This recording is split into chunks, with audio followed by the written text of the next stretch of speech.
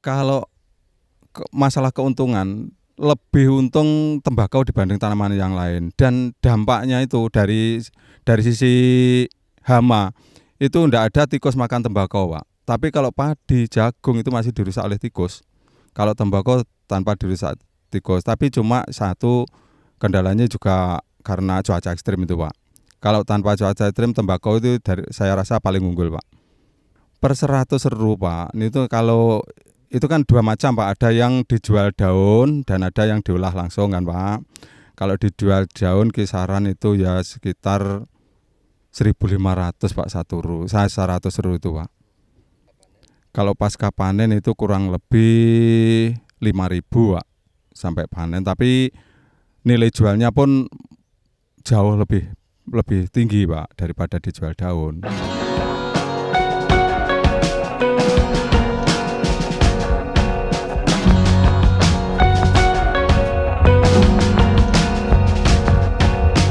Untuk menghasilkan varietas tembakau yang baik serta hasil panen dengan harga tinggi, tentu membutuhkan komponen pendukung pertanian yang memadai. Selama ini para petani tembakau di Kabupaten Blitar terus mendapatkan bantuan dari Pemkab Blitar untuk penyediaan bibit, pupuk, alat perajangan tembakau, dan lain sebagainya. Manfaat ini bisa dirasakan langsung oleh petani dengan harapan ke depan bisa terus diberikan oleh Pemkab Blitar.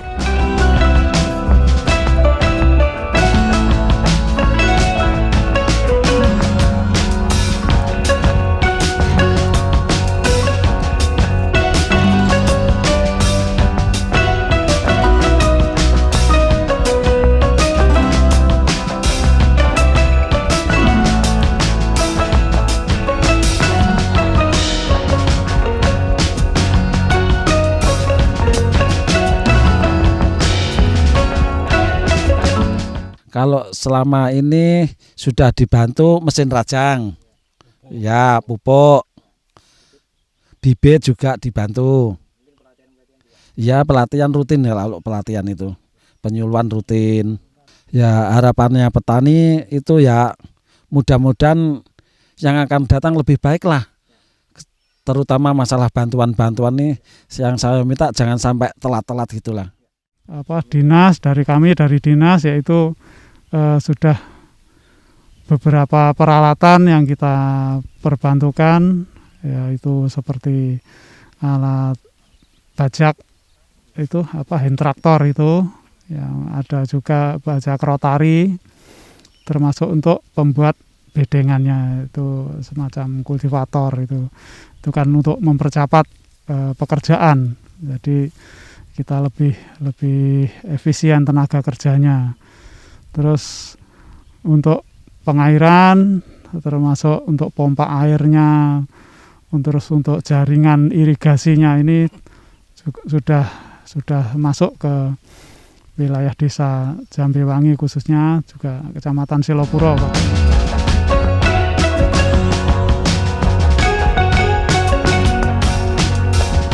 Dukungan bagi petani budidaya tembakau digulirkan mulai dari pemerintah Kabupaten Blitar, pemerintah desa Jambewangi, hingga penyuluh pertanian, agar kualitas tembakau tidak berubah, bahkan bisa lebih baik, yang disesuaikan dengan permintaan pasar untuk meningkatkan ekonomi petani tembakau.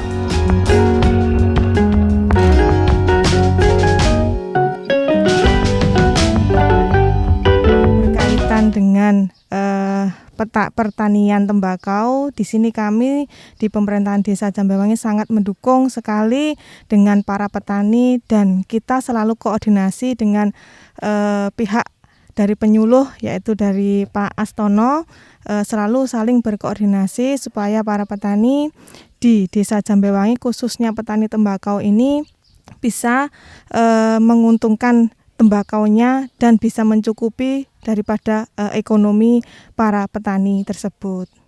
Kami memang untuk melakukan suatu pengembangan untuk varietas lokal yang mempunyai mutu yang bagus ini, kita bersama-sama orang-orang kami yang ada di lapangan, PPL, dan juga masyarakat sebagai penyuluh swadaya, ini nanti terus melakukan pendampingan, sehingga betul-betul apa yang kita kehendaki untuk penjagaan kualitas, dan nantinya untuk melakukan suatu budidaya yang bagus, pencegahan penanggulangan hama penyakit dan sebagainya, itu nanti akan terjadi, sehingga apa yang kita harapkan kalau kita melakukan suatu budidaya itu nantinya akan berhasil dan mempunyai suatu nilai untuk nilai ekonomis yang tinggi, sehingga betul-betul nantinya bisa meningkatkan kesejahteraan.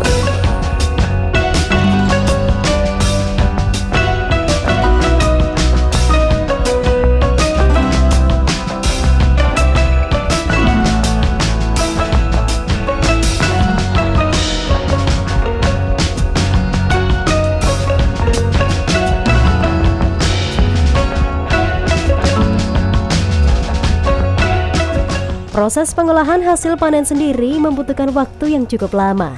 Dari memanen daun pertama sampai daun terakhir dibutuhkan waktu antara 4 sampai dengan 4,5 bulan. Karena dalam satu batang pohon, daun tembakau dibagi dalam beberapa grade atau tingkatan. Tiap tingkatan tersebut menandakan kualitas daun atau petani biasa menyebutnya totol. Dan biasanya itu terlihat dari warna dan teraba dari aromanya. Untuk aroma, memang hanya orang tertentu saja yang bisa menentukan apakah aromanya cukup atau kurang.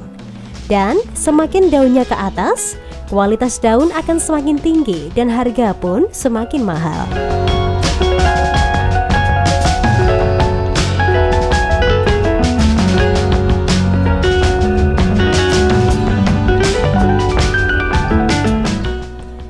Usai dipanen, daun tembakau tidak langsung diolah, namun harus melalui proses memperam. Proses memperamnya pun tidak sembarangan, namun dilihat dari varietas dan warna daun tembakau. Dalam memperam pun harus tepat waktu. Tidak boleh kurang atau lebih karena akan menentukan kematangan dan kebusukan daun tembakau.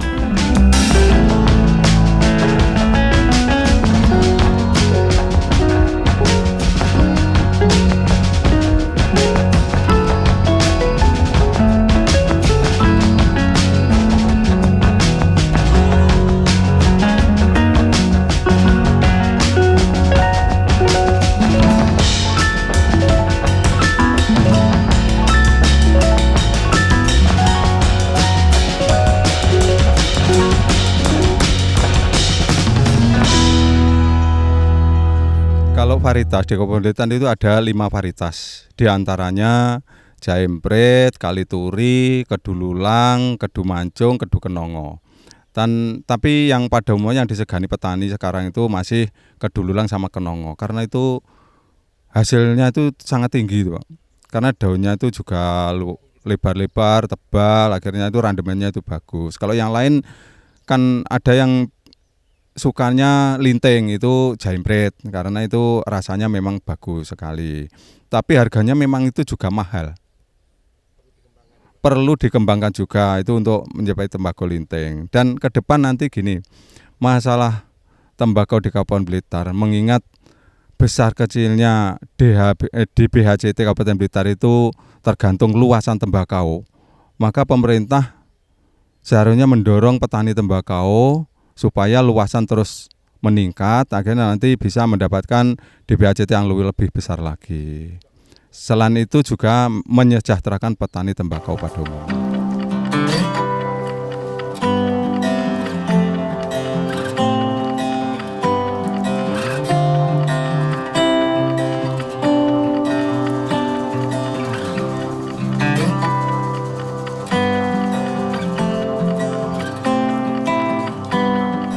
Seperti inilah pemirsa suasana saat proses perajangan tembakau.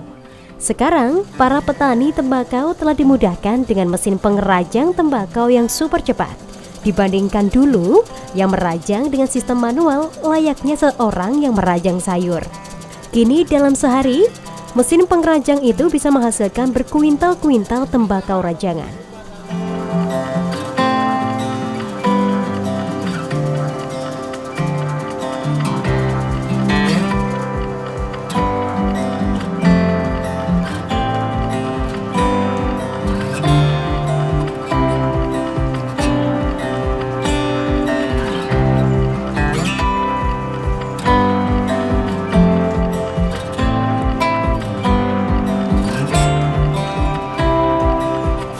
Pemirsa, inilah nganjang, yakni proses menata rajangan tembakau pada satu tempat yang dinamakan irik untuk kemudian dijemur. Perlu ketelatenan dan juga keterampilan dalam proses ini, karena ada cara khusus sebelum akhirnya rajangan tembakau itu tertata rapi di atas irik. Rajangan tembakau harus tetap rapi dan memanjang sehingga setelah kering mudah untuk digulung. Melihat dari nilai jual yang tinggi inilah, Pemkab Blitar berkomitmen untuk membuka pasar tembakau sehingga petani tembakau di Blitar bisa termotivasi membudidayakan tembakau yang lebih banyak lagi.